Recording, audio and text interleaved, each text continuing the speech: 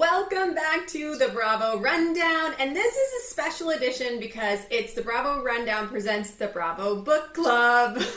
Yay! And we're talking about Carl Radke's book Cake Eater with my fabulous co-host, as always, Sonia Weber, Bravo Books and Bravo, and Just Booking Around. Yes. And I'm Real Melzer Bravo. We just wanted to make sure you got all that. We want you to subscribe and read this book with us. But first, we have to talk about the Summer House reunion because as we speak, they are filming the Summer House reunion. So this is really exciting. So we had to jump on here, and I wanted to ask you, what are your Summer House reunion predictions? So at first we were going to even have our predictions of the seating chart, but that's already been released. I feel like that was going to be a big part of it. So I feel like I want to talk about more predictions when we get into the seating chart. So I'm going to let you go. What predictions do you have? Well, okay, I do think that I was going to ask you, like, who do you think the spiciest is going to be? I do think it's going to be Lindsay. I think that KJ is going to have some choice words for Wes.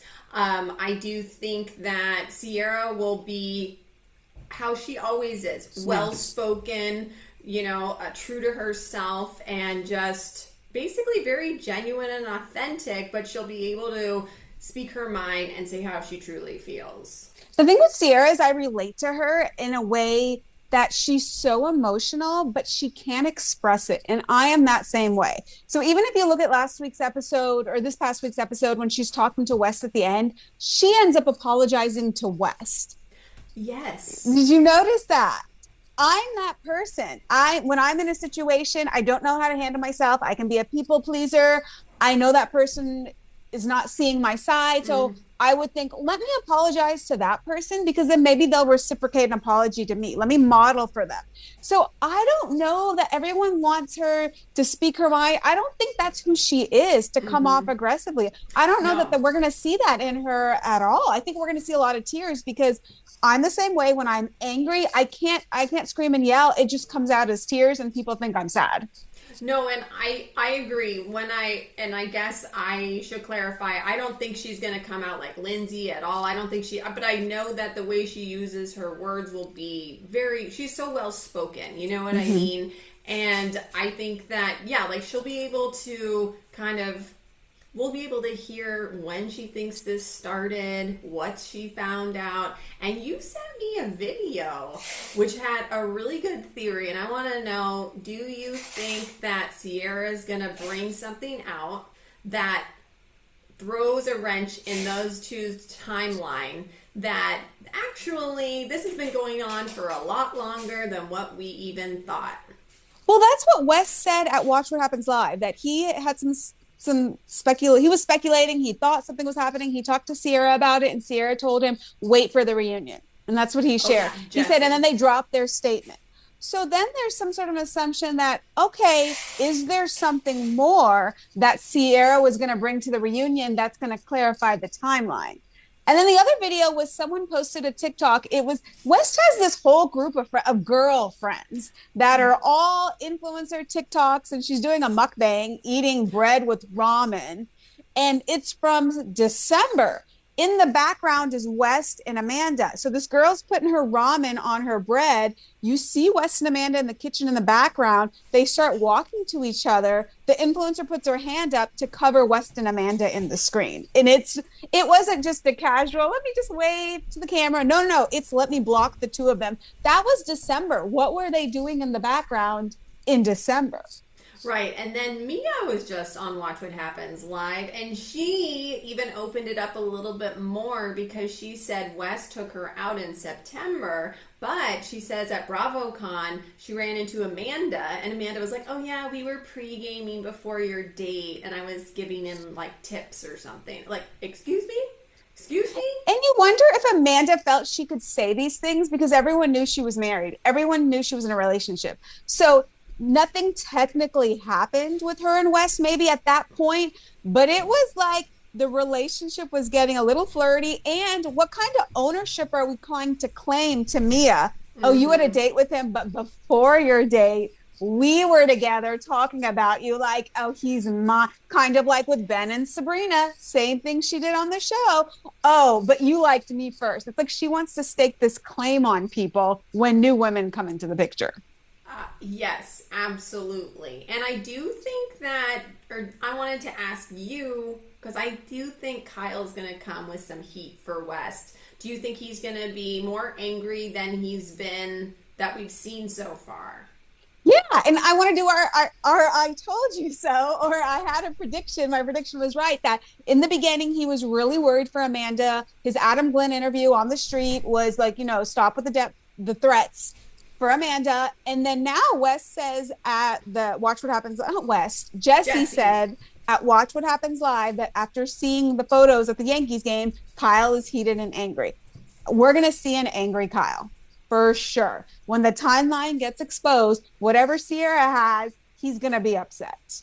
Yeah, I completely agree too. And, I do think Wes kept saying in his little tidbit on his podcast that there was no overlap, that the timeline is not, that people get the timeline wrong. And it's like, you know what? We don't believe anything you say because you are a liar and you've lied before. So why are we going to believe you now?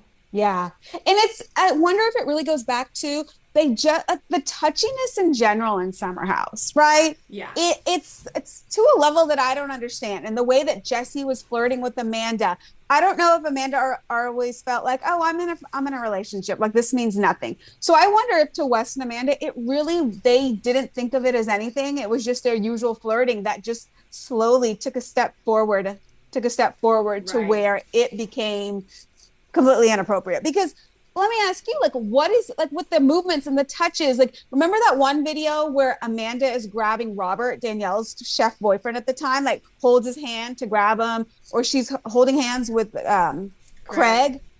Are these things that you see with your friends or did see when you were in your 20s? No. And like she brought Craig I don't know what she brought him, but she held it with his hand holding it and he drank out of it with like a straw. I missed that. Was that Craig or was that Rob? No, I think that was Craig. Yeah, I'll have to find it I and missed send it that to one. you. They're holding it together? Yeah, like she brings it to him. I feel like they're both holding it and he's like drinking it and then she takes it. No. What was in that? No, I don't. It was like coffee or something. It was in the morning, okay. But she brings it to him like in bed. See, all of that stuff. But did Paige do that stuff? Did Lindsay do that stuff? Nobody's bringing Kyle nothing, okay? Never, ever. Yeah.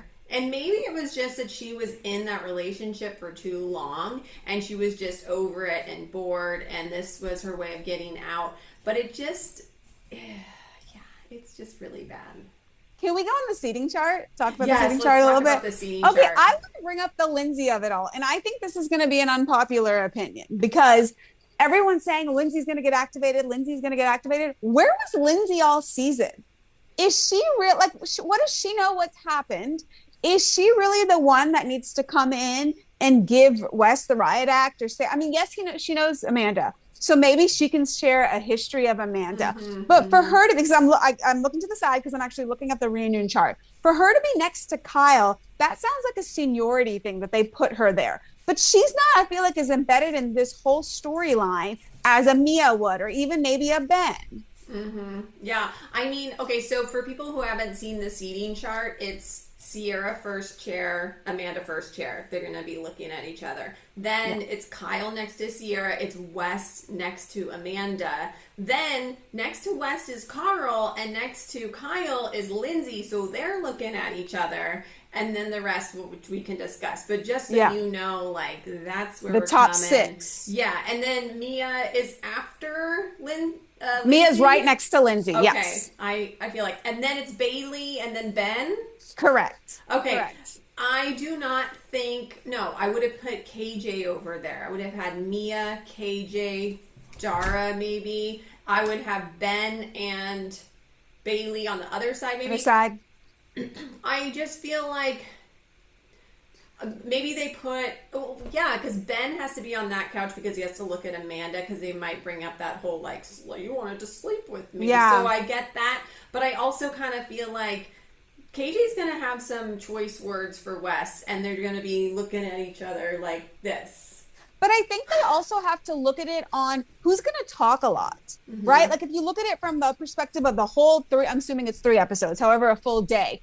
If you put the people who talk a lot on one side, it's like you want to flow back and forth, right? Yeah. So even if that person like KJ is going to be talking to West, but it has to equal out with the people on the other side because you know a Lindsay and a Kyle are going to talk a lot, Hmm. That's right? true. And then if you look at like Amanda, West, Carl, like they're not going to talk a lot. We know that, right? Hmm. So even Hmm. having Kyle and Lindsay next to each other, it's going to be a lot coming from them. I would imagine KJ will talk. You need a flow back and forth. Yeah. And you know what? There is speculation that Bailey might have something to say.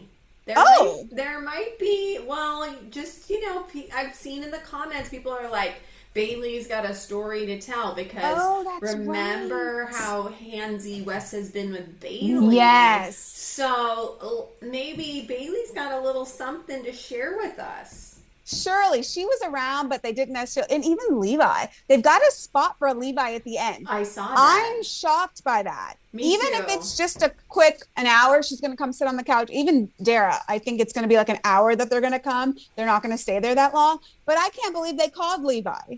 Same, I thought they would just not have her. Like, you're gone. Sorry, you didn't make it. But what do you think about Lindsay having a voice in it all? I think that it's fine because we do need somebody who isn't Kyle, who is a female who does know Amanda and can clock Amanda and West, which I Mm-hmm. don't think, like you were saying, Sierra is not going to be like that, which is fine. And so I'm fine with it. As people said, Lindsay brought West into the group and she needs to take him out. So even No, though that's she true. hasn't been there this season much, obviously she's kind of transitioning in the city. I think let's bring her in. We don't have Paige. We need somebody who's going to be, Lindsay can be as crazy and loud as she Yeah. wants to be. She'll give us those sound bites like the Lala and the James from the Yeah. Scandal reunion. I don't think that that'll go that far. She will. What I want from Lindsay is I want her to give us the real history on Amanda. Yeah. I just won't forget that TikTok that I saw of Lindsay hugging Craig. And I don't know if Craig and Paige were full on in a relationship. And Lindsay walks right by them hugging and just puts her hand out, like blocking, like, I don't want to look at that.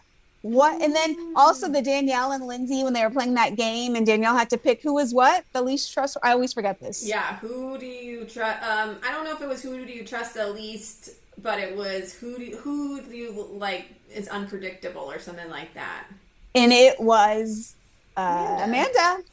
So that's what I need Lindsay for. I need her to set the scene, give us the history, give us everything that you know about Amanda for us to better understand where this came from. And I just watched this clip from Summer House season 2, I believe. It was when season 2 or season 3. And it was when Danielle and Lindsay and Amanda were in a photo and they cropped her out and Kyle was really upset about it and he wrote a 17-page email about how like him and Amanda are together and you have to deal with both of them. And so it was Lindsay and Danielle like driving up to the Hamptons and talking about it, and Lindsay was like, why would I post somebody who's like not my really good friend? Like I don't even know her. I only know her because of Kyle. Like I don't like she's not one of my best friends. And I was like, valid. That's true. It's true. They're so different. Yeah. Everything about them are so different. And in the post for that one, it said, how are you going to break up or how are you going to end a relationship with a man who writes a 17-page letter for you, right? I mean, granted, he has cheated a lot. So, but also I think Kyle's a person who was more like, no, this is my woman that I brought in. Like, I think he sees she reflects on him. And Right. that's why he got angry. Not necessarily protecting her, more like, how dare you not like and respect someone I am bringing into the circle? Right. And this is my show, basically. Yes. Right. Yes. Is So I'm there and then yeah. I'm also curious where Yeah. In the City will go because one of Amanda's childhood friends is on In the City. On Summer House, she has not had a friend. I mean, if we're going to be really honest, what we're getting at a Paige hinting at doesn't seem like they've been close friends. So we're I going to think get they some. were during filming. I think they've fallen out since, or maybe even last season, Paige started to clock her more. But when you go back and you watch clips of them, it was, I love you, you're my best friend, you're my best friend, I love you. It's a lot of that stuff, and I feel like it was kind of real. So, okay. But yeah, I wonder, this friend, it's a childhood friend. Yeah. You don't bring your childhood friend on reality TV unless you don't want to be friends with that person anymore. That is right. So Katie Rundle, I think is her name. So I'm very curious where things go. Either they'll have a falling apart, or we might see a different side of Amanda when someone she knows and trusts comes onto the show. Okay, let's see if we do. I mean, yeah. Go ahead. I was gonna say, well, there's no Sabrina on the reunion. Like, we get Levi. Why? I feel like Sabrina.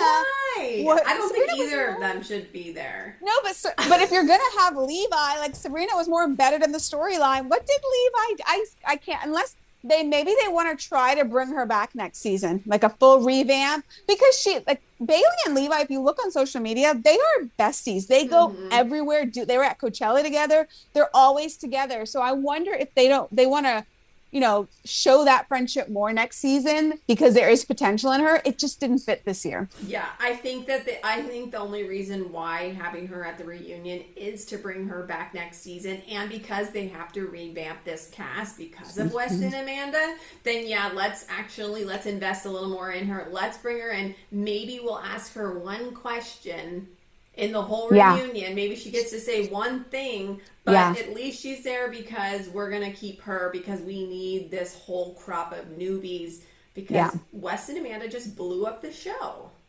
Okay, so wait, let's talk Carl real quick, where his seating is. So he is between West and Jesse, and let's talk Jesse too, their location. Carl is strategically in that spot because he's an OG. There's no reason to have him next to Wes. I think he would like to be sitting next to Kyle as moral support. I think, honestly, he's on that side of the team. He's not going to want to sit by them, but he's going to do what he has to do because he's a team player. Yeah. And again, like the flow. Otherwise, you can't stick everyone on the other side. But it's interesting to have him between West and Jesse. Do you think that's like a mediator role? Because he's so calm and chill. Is there concern on what's going to happen with West and Jesse in this reunion? Ooh, I didn't even think about that. Yeah, because normally you would just put Jesse next to West, but not now. If he... I think Jesse could have blown up Wes way more than he did on Watch What Happens Live. He was really nice about Wes, and I was like, nope, if you were my friend or my competitive ally on the show, because we know they have a little, competition, the two of them, I would, I'm a Scorpio, okay, but I would, have many choice things to say about you. I would not just be like, yeah, I think he's going to be combative. Yeah, I mean, he's a good guy. No, he's not a good guy. So why did he do that then? Why do you think he didn't throw him under the bus? I think he might be a little afraid of West. Ooh. I don't know why, but I don't know why you wouldn't take the opportunity to just blast him. And then was it in the after show or on the show when Andy asked? It was kind of like, he was wondering, are you guys still friends? Yeah. And his response was like, well, go ahead. What did he say? I don't even remember. I don't really remember either. It was just like, are they... It was a political answer. Yes. Like, well, he is a good guy. When I was getting my cancer diagnosis, he cried with me.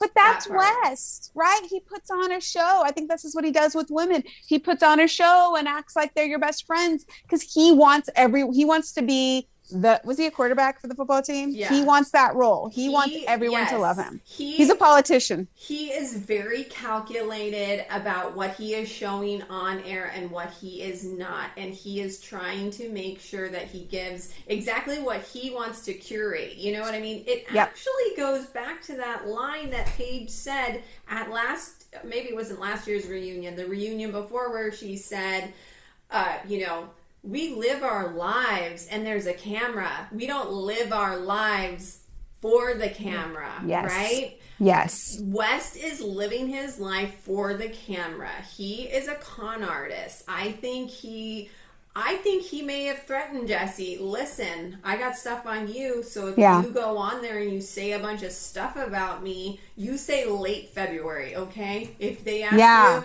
I think he goes, I'll say this. I'll tell them about this. Remember when you did this? Because Yeah. those guys are partying late at night. Who knows what kind of like shenanigans they're getting into? Yeah. What if Wes just kind of, well, you do that, I'll do this. I'll blow up your life. So I wonder who has, so Sierra clearly has something. I'm looking at the chart again. Mm-hmm. Who has some information? Does KJ have something? Didn't he thread out, I He have a story to did. I have tell? a story to tell.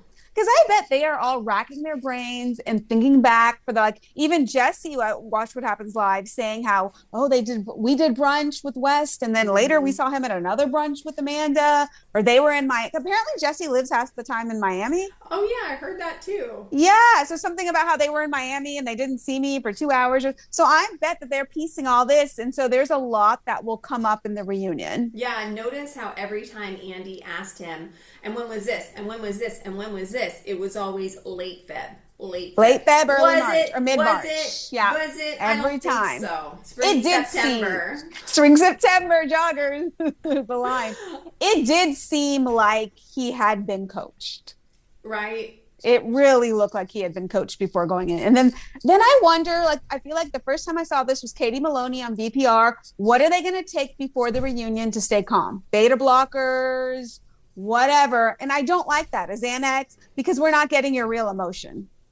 I feel like Vicky has admitted to it too. Mm-hmm. Yeah, don't take. I think that the beta blocker is not supposed to impact your brain. It's only supposed to impact like your heart, so your heart's not like beating. So we won't see like the reaction. So that what is that then? Is that more like a Xanax? Because I want to see the like. Yeah, yeah, what you're talking about, yeah, it's like a Xanax or whatever, Okay. like the calming where they don't talk and they just sit there. Yeah, hopefully nobody takes anything like that. I don't like because that. We need to see them in their I feel like they will. state. I feel like Amanda will and West will because they don't like the emotion of how they're feeling because they're being Right. attacked. So they want Right. something to calm them down. Oh, yeah, I can totally Bravo see should that. intercede, or is that the right word, about that? Yeah, you can't do that. No, we need to see your reality and how you feel and how you would react and respond. I think Kyle for me is like the wild card on what his demeanor is going to be and how he's going to respond.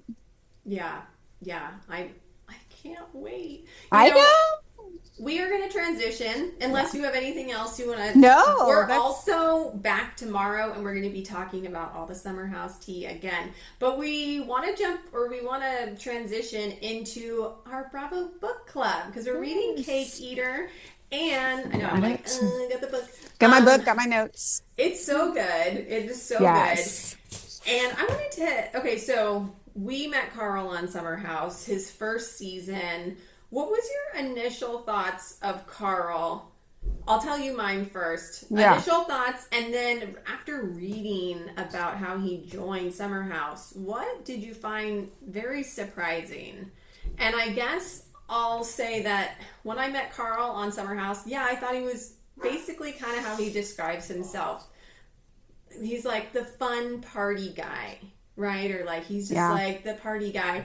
And I guess I was naive in my head because, yeah, I saw him drinking, but like, I think I was at the age where I was drinking and partying the same kind of way, or like in college we would party, but it was just like drinking and then drinking the next weekend. And back then, all of the shows were about drinking. So all of these reality shows were heavily focused on drinking. So it wasn't like anything different or weird. Now it's not really like that. I mean, Summer House still is. Yeah. But I just thought he was like this guy. He's like kind of a player, and he just like gets drunk. I had no idea he was doing anything else. I had no idea he was doing any drug use. But tell me your initial thoughts. I thought he was a big loser.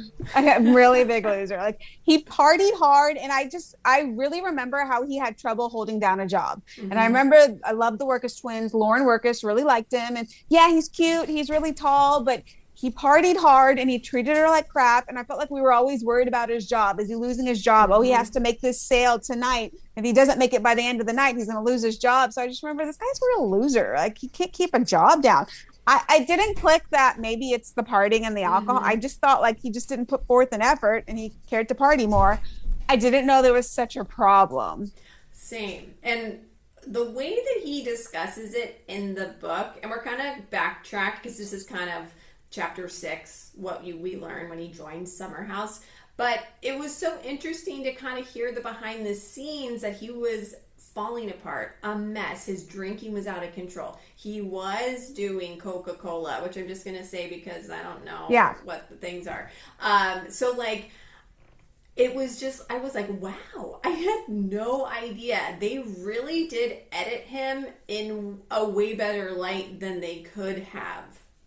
Well, I think that's part of legalities. I've heard this before, like with Southern Charm, with Vanderpump Rules, like they have to like blur out things that are on the table and stuff. So I think legally they couldn't show that anyway. So all that they can show is the partying and the drinking.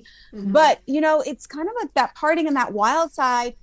It gave him more attention on TV because he's being crazy. So it just encourages the use so that you're this guy on TV that makes you successful. And that's kind of what perpetuated his use for as long as it did. Yeah, no, and the thing that was different, I think, from like the Vanderpump Rules kids and him was, I think on Vanderpump, they were like all doing it and they were really open about it and they probably did have to blur it out. I think Carl was more secretive. Remember he said he hid bottles of booze around the house so he could have that. So I feel like, yeah, maybe he was partaking in some drug use with some of the cast. Not Kyle, by the way, because somebody reached out, a good source, and told me that Kyle doesn't do that stuff. That he's very healthy and he only drinks, and Kyle has said that. So I just want to make that clear. But I do think, yeah, he's probably doing some of that with some of the cast, but I think he was secretly doing more by himself because he's an addict. So he's hiding those kind of behaviors from everyone. And that's where you're like, uh-oh, you got a problem. Yeah.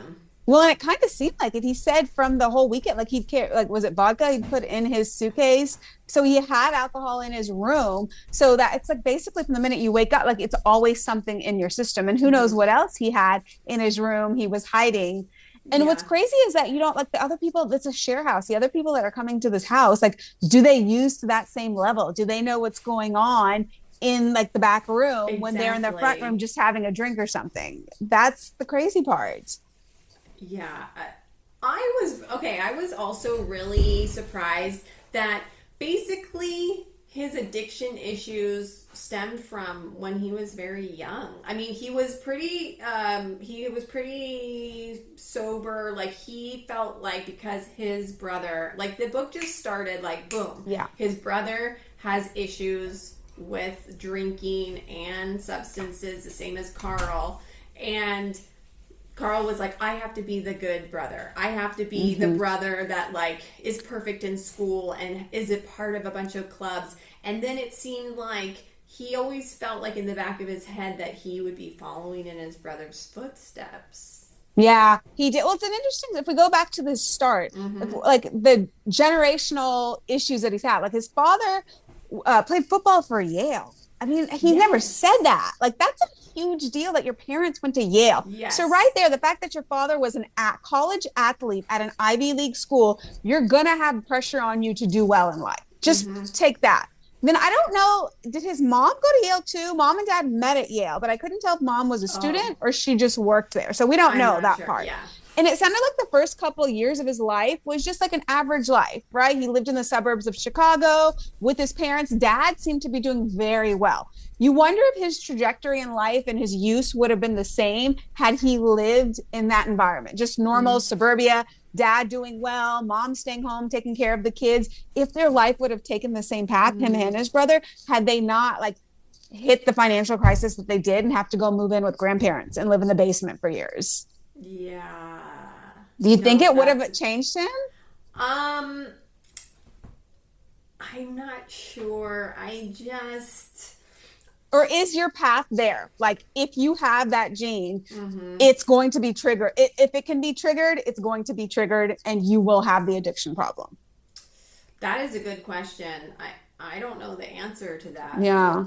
You know, because it sounded like mom wasn't around a lot. So when dad lost his job, they were living in Chicago. Dad lost his job. They go back to Pittsburgh. What was it called? Something St. Clair? St. Yeah, Clair, Upper Upper St. St. Clair. Clair. So he moves back there, and then they have to live with the grandparents, and they're living in the basement of the grandparents' house.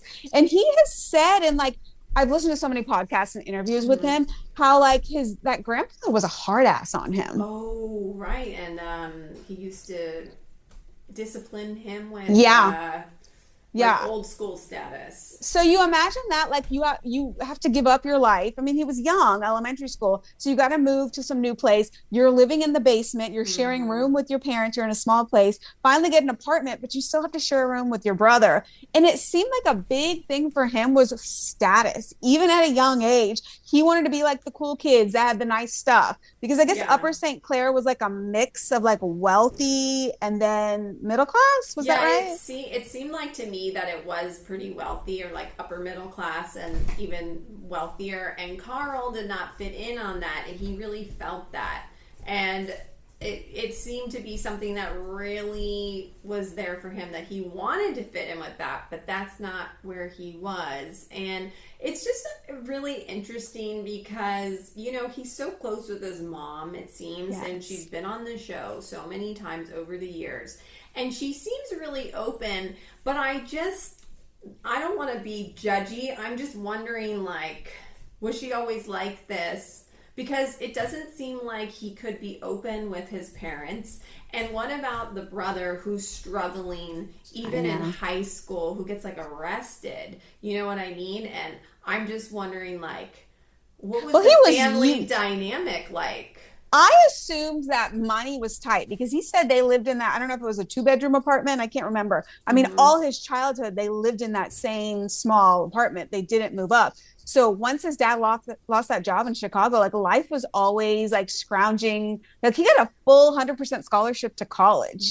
He Yes. always was able to be scrappy and find ways to get things done.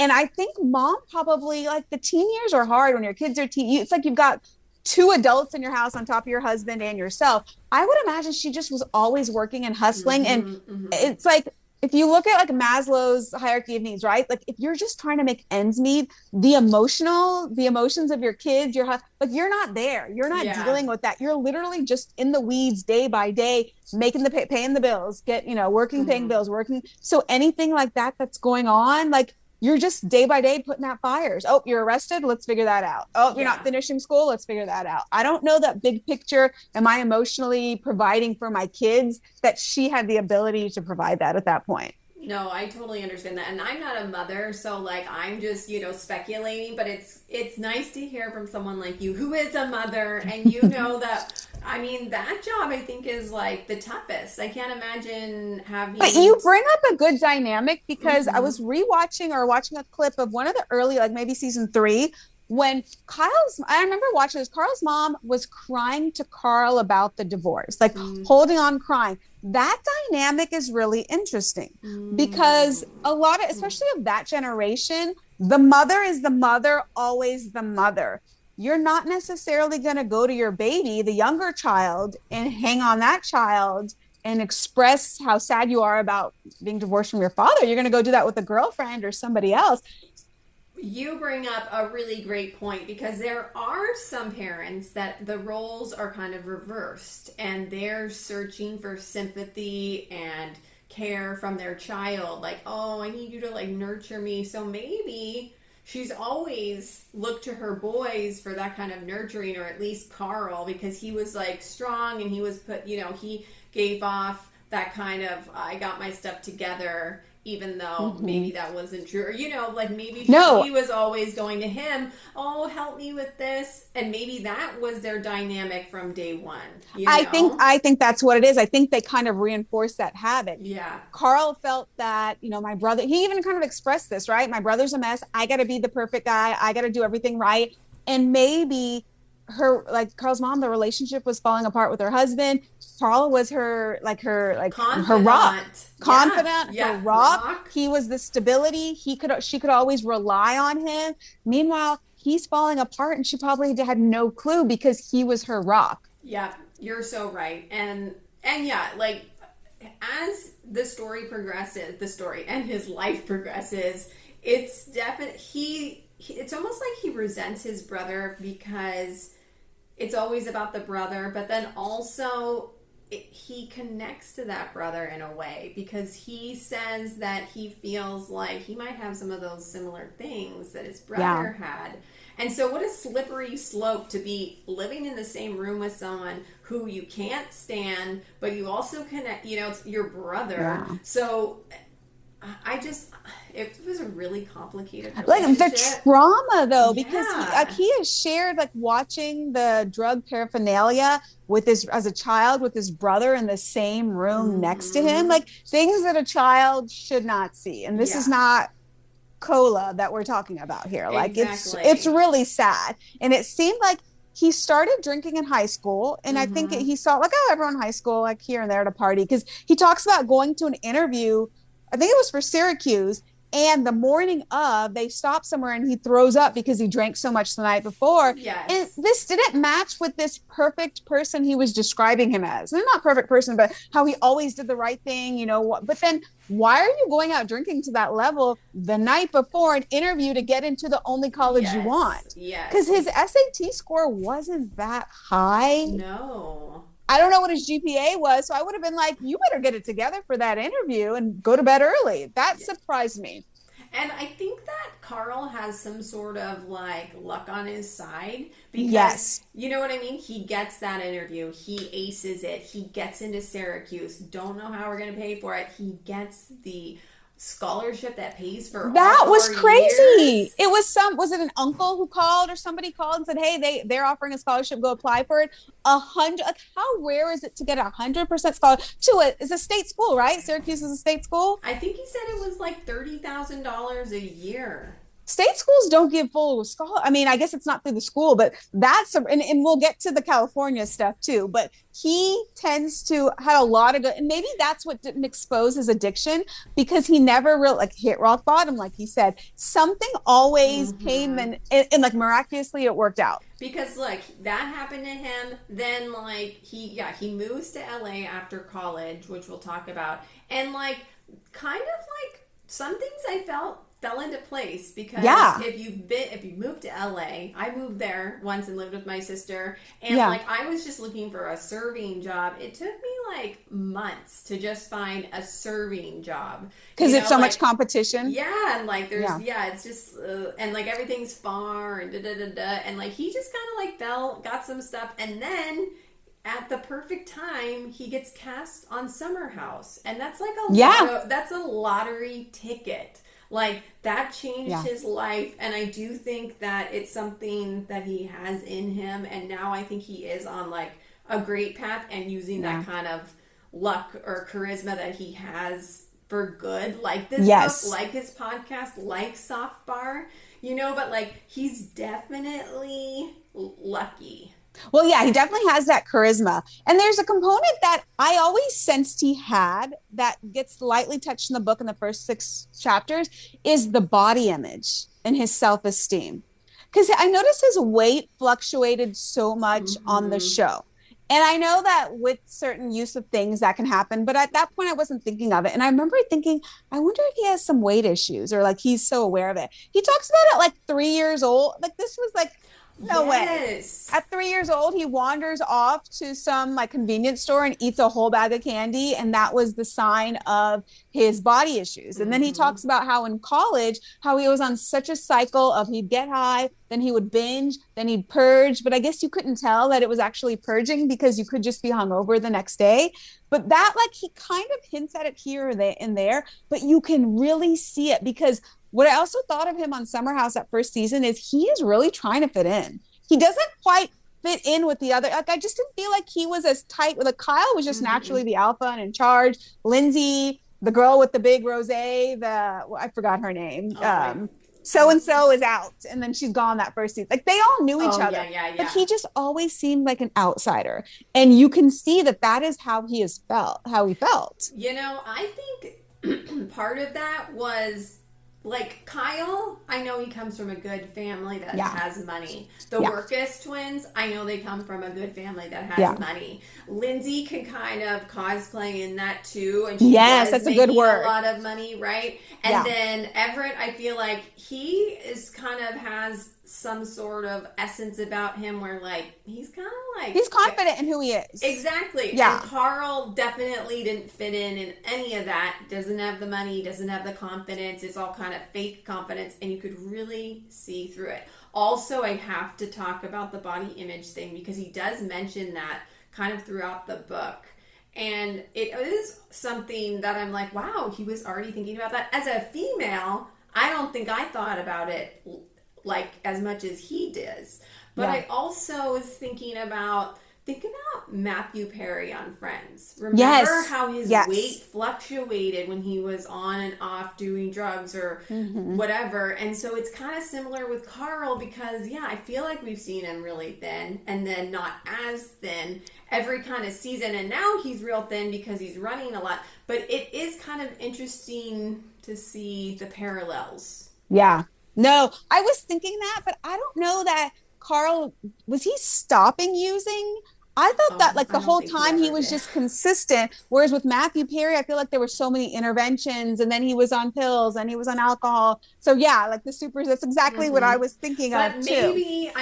Maybe we'll learn that there was a period of time because we're only through chapter 6. Like maybe there is a time when he took a break. Yeah. But yeah, as of right now, he hasn't, and it's getting really intense. What did you think about his time in LA? Yeah, so that was interesting too, because towards the end of college, he wanted to be an actor. And then he gets on a flight with nowhere, talking about how things land in his lap. He gets on a flight to go to LA with nowhere to stay. He stays on a friend of a friend's couch. And then another friend's parents had a big home somewhere outside of LA and was able to stay there with them.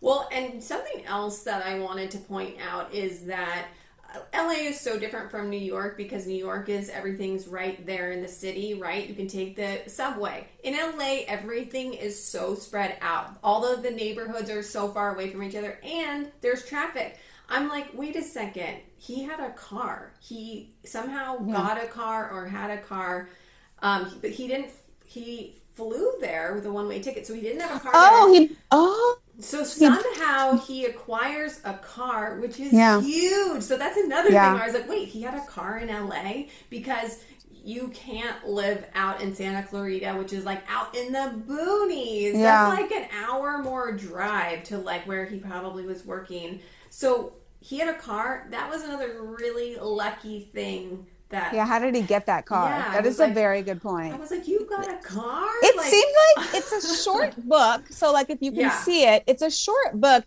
It seemed like there were pieces missing here and there like that for me to fully understand how things were working, right? Like things like that. Like how'd you have the money for a car? Who was the I'm guessing some of this is fraternity brothers, like the fraternity brothers couch, like that network. But yeah, where did you get the money how did you get a job on Criminal Minds? Like you have a degree from Syracuse, even though it was a low level job, that's a pretty impressive job to get at 22 right out of college. I think that Syracuse, the way he described it, I feel like it's similar to USC where it's like connections. We got you. We'll get you that first job out of college. I mean, because that was pretty great. And then the LA, it wasn't working out for him. He was working so much and then he was like using Coca-Cola like on the job and to stay up. And then he was just like, it sounded like, well, before he even left for LA and he thought, oh, this is going to be my, new chapter when I move to LA. But before that in college, he like lived off campus the last couple of years and he said he was playing volleyball, but he said he was living with people where they would drink around the clock. I didn't understand that. He said he lived with two older guys that were on the volleyball team. I don't know if that he did rec volleyball. I don't know if that was the actual Syracuse, but they were drinking all the time. How are you on the volleyball team if you drank all the time? Well, that's what I was wondering too, because, I'm like, okay, well, wait, were you guys like wasted at practice or were you like, you could get away with things? I think it was all like they were getting away with a lot of stuff that people didn't know about. And then he is being very honest in the book. Interesting. How do you go to practice? How are you? That's crazy. Like maybe enhancing substances, but that's what I mean. Like there were pieces that something just seemed a little odd that maybe we were missing. Maybe, because they can't fit it all in, right? And maybe he like tells everything in there, like, okay, well, this, and this, like these are the pivotal stories. True, because it reads fast, and maybe someone who wouldn't necessarily read is going to be interested in reading his book. That's true. Do you want to talk about the Bahamas and Well, yeah, I think we have to, but before we get to Bahamas, let's because he talked about Skywriter Girl in the first season of Summer House. I don't remember that. So I actually looked up. I didn't either. So I looked up and Reddit. I Googled it and Reddit came up to get a difference. And apparently, so what he said in Summer House was that he was going to propose to a girl in skywriting. I guess he was going to skywrite, "Will you marry me?" But realized he didn't want to settle down. And that's what he said on Summer House. In the book, he says it was a very volatile relationship, that there was a very wealthy family. They went to Napa for a wedding, got into a fight there. So her father had to intervene, which basically ended their relationship, but they had to fly back on the private plane back to LA. Yeah, altogether. So very different story from Summer House. It seemed a little more mutual, and Dad had to get involved on the memoir, which I'm going to believe this, right? But again, goes back to him portraying an image and thinking, oh, I'm with the guys. I'm going to tell them I couldn't settle down. I wasn't ready for that because I still want a single life. Him again, whereas here he's being honest and being like, that was such a volatile relationship. Right. And like his addiction was already completely taking hold of him. You know what I mean? Yes. If he had gotten married or in a serious it wouldn't relationship, have lasted. It would have been really bad. But he also had a DUI at this time. But he still kept using when he was It seemed like the work culture. I mean, you had to use whatever to stay awake and do your $25,000 a year job. That I don't know how you live in LA with a salary like that. I mean, even back then, because this is like 20 years ago. But still, back then, 25,000. That's still not enough for LA. No, with a college degree, and no, it's not it wouldn't have been enough here in Texas. 25,000 to sustain on. You couldn't get an apartment. Like, no, there's no way. I think that's why he decides. Like, I think it just hits him one day that, like, oh no, he like meets those guys that are talking about how much money they're making, and he's like, what? And it's like sales, and he's like, oh, I could do that. So then he decides he's going to change his life. He's going to move from LA, and he's going to get into medical sales. And he's still out in somewhere in California, right? Like, is he in, where does he go? Orange County to do sales? Redondo Beach? And is that Orange County? Redondo Beach? Well, I thought you said Orange County. Okay. Redondo Beach is also Orange County. Okay. I think, as I recall. I felt like I read that, but I'm not, I could be wrong. Then you're probably right, and I believe that. I think it is a part of Orange County. But it was not LA proper. It seemed to be a long drive wherever he had to go. Yeah. So he's drinking, but like he thrived in it. Yeah. Because I guess if you're using cola, like you're bubbly, you're energetic, and that's what a salesman can be. To be, sorry. Yeah, no, and remember he shared that he was always like on Summer House, he was like, he felt like he could be more of like the fun party person or like more social if he was using. So he was drinking and the Coca-Cola really went kind of hand in hand with him trying to be like a fun person. And so, that does connect to sales. It does, which is, the sad of it all. But it's just that it's reinforced the using this person he becomes when he uses, the sales are more, I'm the top guy in sales, I'm making a lot of money, I'm getting a TV. So you keep using because it's reinforcing who you are when you use. And that is the saddest part. And if you've grown up watching your brother do these things, then it's not maybe stigmatized. You know what I mean? You're like, this is normal. It is normal, but he saw the repercussions. That's what's crazy to me is you saw the repercussions. You saw your brother get arrested. Like he said, his brother was arrested and he had friends over his house, and his dad had to call the friend's parents and say, hey, I got to go get my son. He's in jail right now. You're going to have to come pick up your kids. The embarrassment. Yeah. But that is not enough to not use. I think that he, it's like anything in life. He had to go through it himself. He couldn't just see his brother and be like, okay, got it. He had to go through it. And I think both him and his brother had that addictive gene. Yeah. They both have addictive personalities. Also, but I think it was... Oh, no. No. Tell me you're also... No, because I'm going to go on a tangent. So you go first. Oh, I was going to say, but also the using... is probably too is like he felt he had to do so much to succeed, and he could not succeed without substances to help him get there. He couldn't do it on his own. That's what he thought, at Yeah. least, right? He probably actually could. I was just going to say that I've been making, I would guess it's like a series now, about how on Summer House, showering is a code word for using Coca-Cola, and that some of the, like Wes specifically, he's the one who's asking about showering, and he's the one that is doing this. But so I've been posting some of these videos about this, like Pasta was on VPR. And, you know, a couple people comment, they'll be like one person commented and was like, so everyone's doing it. Or like, that's you know, what I wonder. So I get yes. like those kind of comments too. So I kind of just think like it depends on your background, your experience, but like some people are like, that's normal, and some people are like, whoa, that's not normal. You know? I wonder it's where you live and the people you're around. Like Paige has said that it is so normalized in Manhattan. Carl has said that I can call and get that quicker than I can get a pizza in Manhattan. Which is wild. You know what I mean? Like, but I wanted to ask you, I've been meaning to ask you, you've been working creating these videos and TikToks and Reels. Do you think what we've watched West, we've now on season 3 of West, is it becoming a problem for him and who you've seen? Okay, so I also am I feel like I am naive to this because I had no idea Carl was doing anything. Yeah. But like West to me, he looks like he's doing well in life. What his actions with women are terrible, but look, he has a job. He's got a podcast. He was even helping out that like dog shelter on that last episode. Yeah. There's nothing I've seen that shows that he has a problem like what Carl had.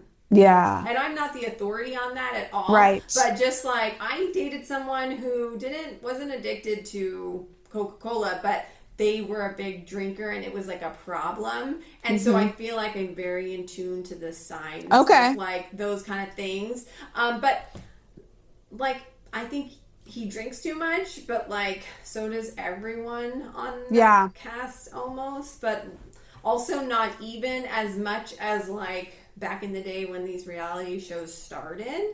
That was like, all they did was drink, you know what I mean? I'm thinking Real World Vegas. Yeah, and I'm thinking of like Jersey Shore. Like I was in college loving that show, and they were drinking and I was drinking, and like, you know, not realizing that the relationships, some of them were really toxic, you know? So and Mike has come out saying how, I don't know what it was, what substance, I can't remember. I listened to him in an interview, but he was extremely addicted during those years. He started by selling it before he got on Jersey Shore, and then got extremely addicted, and has since gotten clean and married his high school sweetheart and had kids. And you know, the only reason I would say maybe you could tell maybe with a little bit about him is because he was a little moody sometimes. See, that's what okay, go on with your point and then I'll follow up. The thing is, I haven't seen West be moody. I just see West, he's like upset that Sierra's there because he has to be confronted with the fact that something weird happened between them that maybe we don't even know. You know, like we didn't see the way that relationship ended, but it obviously really hurt her. And I don't think he was completely honest, but I don't see him being like, I think the moody thing also is something that people that are doing prescription drug use, like too much, like maybe the Adderall people, think about Craig on Southern Charm. Yeah. You know, the people using those prescription pills at excess, they're usually the moody ones, or there's some. So you're saying this is more situational and he has a reason for his grumpiness. Do you think he's grumpy? I feel like yes, and it could be the situational. I just feel like he looks so dirty all the time. I don't like when you go back to the earlier seasons, he had more of a clean cut. He seemed more happy, as he's more jovial. So I don't know. It could be that it's the Sierra, but he is so angry about it that I'm just wondering if he's on the Jax trajectory, and how we saw Jack was greasy and Jax was dirty. He was irritable. Everything was Brittany's fault. I do wonder with Amanda how Mm-hmm. he treats her. I think will kind of shine a light on how bad his use is. Because remember, you sent me this TikTok, and I had actually seen it a while ago and didn't even watch the whole thing. You just sent it the St. Patrick's Day. So Yes. this cute little girl, she's doing some kind of St. Patrick's Day Yeah. dance. She's got a pink cowboy hat on. She's like asking Wes to dance. And I was like, oh my gosh, she's hilarious. And I spin by. But you had said, look closely. This sleazebag quickly walks up to West, hands him something, and walks away. Mm-hmm. He, like, in broad daylight Manhattan, deals are happening. This person was fully, and he looks in the camera too, gives it to West, looks in the camera, walks on. Oh, that girl. I know she's doing her little doing her Irish honky jig. tonk, whatever it was. And was she clueless too of the deal that just happened? You know, that is a really good point. I know, because I'm like, okay, you're brazen enough to be doing these deals out in the public, and you are a public figure, sir, so people are going to be filming you wherever you are. You got to do that in a bathroom, in a, somewhere, like I don't know, like a car or something. I was just like, wow, so maybe... and if you think about also, I wonder how he treats Amanda, because at the Yankee game, the lip readers, you can see Yes. she's like, act like you like me. Me. Yeah. So, See, that's why I feel like the irritable it and also if he is this angry about the public perception of being with her, does Amanda really think he's going to stay with her? I know. Just for that point. Just for that reason. Like he wants to be loved. He's going to supposedly have some new shows, Summer House Ozarks or EP or whatever he is on that. Yeah. He doesn't want to be hated. Another thing about this whole situation is people are like, well, if he's using in the house, what about Carl? Yes, I was just gonna say let's go back to Carl now and like him being there. Yes, go on. Because remember, Carl just shared that it was hard enough for him to be around Kyle when he was drinking rosé. He could smell that. So Carl is smart. He's done all the tricks in the book to finagle this stuff and do this stuff behind people's backs. So he is seeing all of this. He is clocking all of it. He sees Wes go to the bathroom at the club, come back and be like, more talkative or whatever. Like he's clocking all this. And I wonder, it's like, does he have it in the house? I know.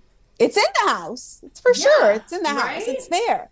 Like, is Jesse doing? That's what worries me, because for him, he wants to be on a show. He wants to be on television. This isn't the format for him. No. And it's sad because there was that one interview, was it the People one, where Carl had said, I don't know why I'm not in the city. And he looks really emotional when he answers that question. Because again, it goes back, like he's trying to always fit in. He's trying to be liked. So here's a whole group of people that he knows because he used to be engaged to Lindsay. So Yvonne, the best friend, her, you probably know Katie, Amanda's best friend, Danielle. Mm-hmm. So the fact that he has not been admitted into that club has got to hit so hard for him. Yeah, absolutely. And do you want to see him on In the City?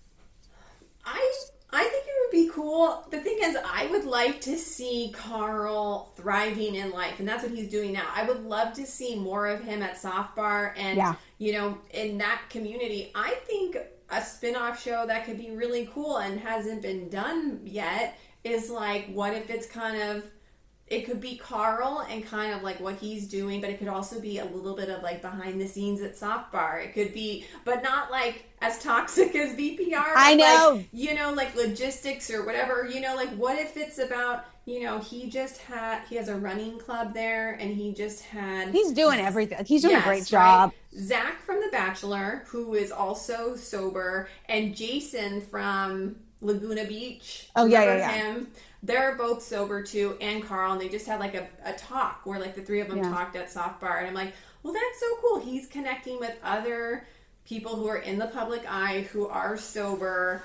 Like, there's something there that could be. But people, it doesn't give interesting. excitement and it doesn't give ratings, and people don't watch it as the problem. It would be like a 30-minute. Like, think about Denise Richards and Denise and the Wild Things. Like, it didn't give much, and people didn't watch it in the end. I think we want to support Carl and we want to see him do well, but I think it's maybe something that he's doing podcast interviews and one-offs and things here, because if he's not an ensemble show, I don't think there would be success for him to have his own show. As much as I want him to. I think you're right. You know, the Denise Richard thing, that kind of fits. Like, there's like that entertainment reality show that's 30 minutes and like really fun, and you guys planned it out and nobody is going to get backlash from it. You know, there's that reality show, and then there's the Bravo reality shows, and those are very different. Yes, the toxicity. Like, we don't have the niceness and the fun and the silly. It doesn't work on Bravo. But what about Andy? Can hire Carl on radio, Andy, on Sirius, to have his radio show talk about, like, he's got Tinks, and Tinks has people calling in and asking her questions. She doesn't talk Bravo. So I would love to have Carl in that capacity. I think that would be great. Like, callers calling in, talking about, like, I think he could do what Nick Viall does, but do it better. Absolutely. And not be such a douche. No. Okay, but we do have to get back to Bahamas, because I think that in the book. Then we've been talking for a while. Okay. Well, let's do Bahamas, because I think that was like the ending, and then that triggered who he became on Summer House. Absolutely. Yeah. So unfortunately, it's just a really bad trip, because something devastating happens that nobody wants to ever experience. And then he's already dealing with the fact that he's in this full-blown addiction. And he goes to the Bahamas for a work trip with a girl. He invites this girl with him. And bottle service girl that he met when he went home to Pittsburgh. He met her in the club, and then her mom had to talk to Carl on the phone to that she could go to the Bahamas on a work trip. Or I guess he won something, so he got to go on the president's trip. So again, bottle service girl whose mom needs to talk to Carl on the phone, and mom said, "Oh, he seems like a good guy. You could go." Okay, so that was important. Yeah, so I'm thinking maybe she's like 18 21. or 19. But how old is bottle service? You're right. You have to be 21. 21, yeah. So 21, living at home. Yeah, and that was she's like best friends with her mom, and they just met, and he was drunk, and he invited her. You know, and still wanted to go with her the next day. Yeah, and so they go, and they're like hooking up in the hotel room, and then all of a sudden, Carl, he like feels like an energy, you know what I mean? And he feels like a person. There's a person in the patio watching them, and he's like, what? And he said everything happened really fast, but he remembers everything, you know, like it was actually felt slow, you know, he like finally kind of sees it. And he yells something, or he like runs at the guy, and the guy is trying to get into the other balcony, and he falls to his death. So it was like a voyeur, like a peeping Tom. Apparently he had gone to different hotel rooms. He was there with his wife and kids, would disappear. Were on the way. Yeah. They hadn't gotten there yet. Their flight was delayed or something like that. So he was there, supposed to meet them. They weren't there yet. So he's like, oh, well, I'll just do my peeping Tom. Just a creeper, like literally watching people. And when he gets caught, he tries to go to the next balcony, but I don't know, what floor was he on? I think they were like 2 or 3, because it sounded, he could hear the thud, and he saw it, and he said he couldn't like ever erase that like image from his head, which I don't think I could even look. I think that happened, and then he couldn't sustain his job anymore. The PTSD, the trauma of it. Even though he would work well, but after that, like, he was not doing well at work. And that's when Summer House, maybe like a year later. Yeah, maybe. Like, Summer House falls into his lap, because he meets Kyle and Everett in the Hamptons. And then the fall. Yeah. That timeline was a little fuzzy too, because I was like, he hasn't met Kyle yet. How is he going to be on Summer House? And then it was like, oh, this guy Kyle had already met. And I was like, when did you meet them? So because he was in LA, and then he went, because he was in LA, then his job took him to Virginia. Yeah. But he was dating a girl in LA. Yeah, and then he moved back to LA. And then he moved to so then he was home in Pittsburgh, meets bottle service girl, but he still had his job over in LA. So then he quit his LA job and moved to New York or Pittsburgh. I don't know, somewhere on the East Coast. maybe it was Pittsburgh back home, and And then he then New asked to get York. moved to New York. Yeah, It's like yeah. he wasn't doing well and got asked to get transferred to New York. That part didn't match with me. Like, if you're in Pittsburgh and doing a shitty job, then you ask to get moved to the Manhattan office and they say okay, like that sounds like an upgrade, like a I promotion. I think that he is I think what it must have been is that like he's telling us what was really going down, but nobody else knew that, and you could not tell that he was as much of a mess as he was. Oh, Hashtag Carl's mess. You know, yeah. because in the book he says multiple times, I'm a mess. But that's what I think it must be, because I think people maybe, or he would always get rid of people who could kind of see what was really happening. But I think like a lot was just like him and his He was addiction. always a mess. Yeah, that, and he just wasn't like sharing that until now. So maybe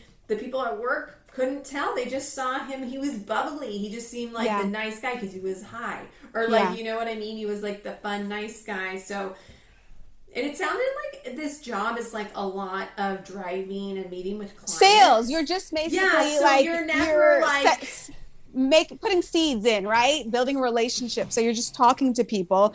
And then, but I do think he was in New York the year before he met Kyle and Everett in the Hamptons. He's at his dentist, and his dentist says, hey, you know, they're working on some show in the Hamptons. You know them. And so he had, I guess he had been out in the Hamptons and partied with them before, because maybe the summer before or something, because he knew them. So so we just kind of get like a fast forwarded kind of like, so he was kind of an outsider then. Like, he had only known them for a year in a party capacity. I don't think he realized which a hard worker that Kyle was, but it did highlight, there was one paragraph I read in there, how important Kyle was to him. Yeah. And the impact Kyle had on his life. Whether Kyle feels that way about Carl, I don't know. I don't know if maybe Kyle feels Carl is someone he always kind of took care of, like brought him into the company, gave him a job. But you can tell, like, take away whatever's happened on this season, whenever this book was written, Kyle was someone very important to him, which connected to what's happening now in Summer House. I didn't quite understand when I'm like, is this fake? When he's like, I can't voice to Kyle how I feel. If I had something to drink and something else, I could say it, but like, he means so much to me, and him not calling me on the anniversary of my brother's passing. Until I read that paragraph with him expressing how much Kyle means in his life, I don't think I would understand what's going on the show now.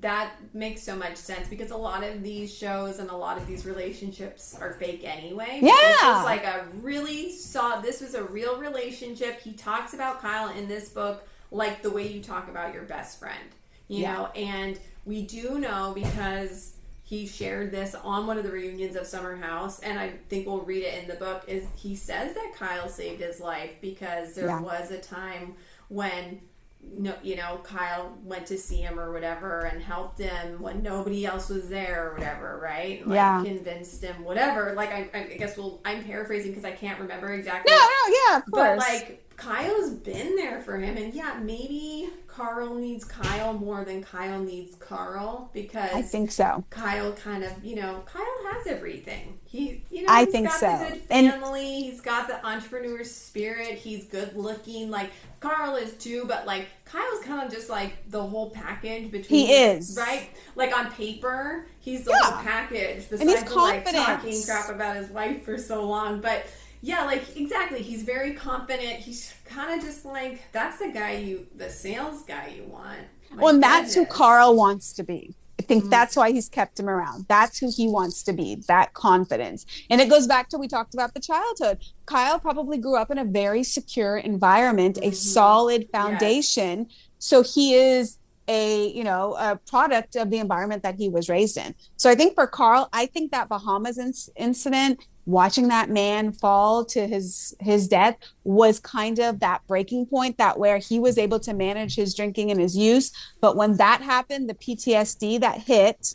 Yes. And then I think if he hadn't been signed to Summer House, I don't know what that trajectory would have been. That may have been his, I hate to use those two words in talking to the bottom. No, but that doesn't sound. What I was going to say was even worse. I think that Summer House was a lifeline, and if he didn't get Summer House, he may not be here. Yeah. You know what I mean? It's Yeah. just like because if he didn't have Kyle there to help him, which seems to be a really big part of his recovery or his initial recovery.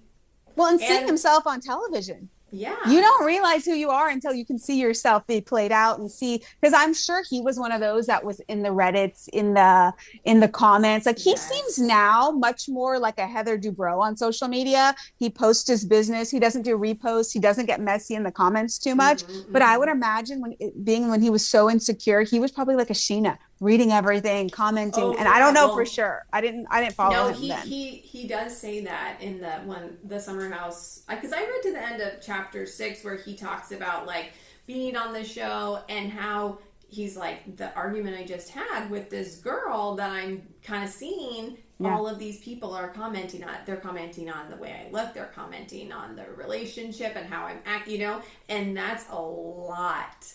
Like, that's a lot for a person who's Yeah. not dealing with something as heavy as what he was But dealing with. that's exactly what West is going through now. So even if there isn't a problem, the fact that you are doing and taking these things so blatantly that we are Yes. seeing it and we are kind of grossed out about it, that you would do it so openly, may be something eventually that he takes a look at. And maybe it's not a problem Mm-hmm, per se, mm-hmm. but maybe he thinks and his family says, like, maybe you need to be living a little more cleaner life.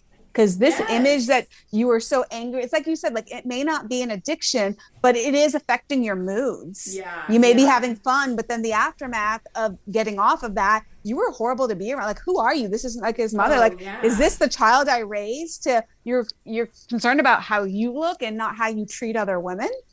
No, I definitely think his parents need to have like a long conversation with him. And maybe he's not being honest, and maybe Carl could give him some insight or be there for him too. Yeah, but why did West? I know we're coming to a close here. Why did West lose his job? Was that season 1 or 2? And then he got the complex job. Oh, Do we you're know why he lost that job? right.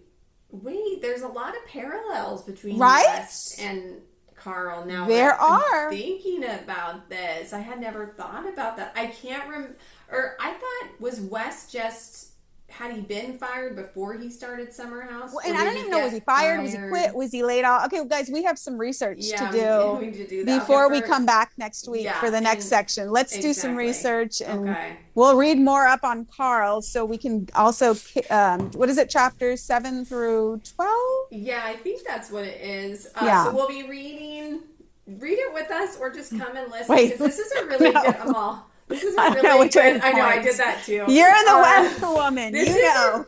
a really good conversation, and thank Yeah. you for. I'm like, oh, that was very good. That Now was there's so good. I feel like we could talk so much more, but we're gonna call it here, and follow us here at the Bravo Rundown. We're on YouTube, Spotify, and Apple Podcasts, and then I'm Real Mills of Bravo on TikTok, Instagram, and YouTube, and Bravo, Bravo, Books and Bravo, or follow our Instagram and TikTok pages, the yes, dot Bravo Rundown. Follow us there. And yeah, also, if you are reading along or you have thoughts, message us. I love, John Ev and I yes. both love messaging people and hearing what you have to say. So message us, tell us what you think about the book or Summer House in general. Yeah, okay. Thank you for being here. Oh my gosh. Oh, and we'll be back tomorrow with another episode. So Yes. we'll see you then. All right. Oh, wait. Oh my. You might have to. Wait. Oh, I can Wait. stop recording. Did it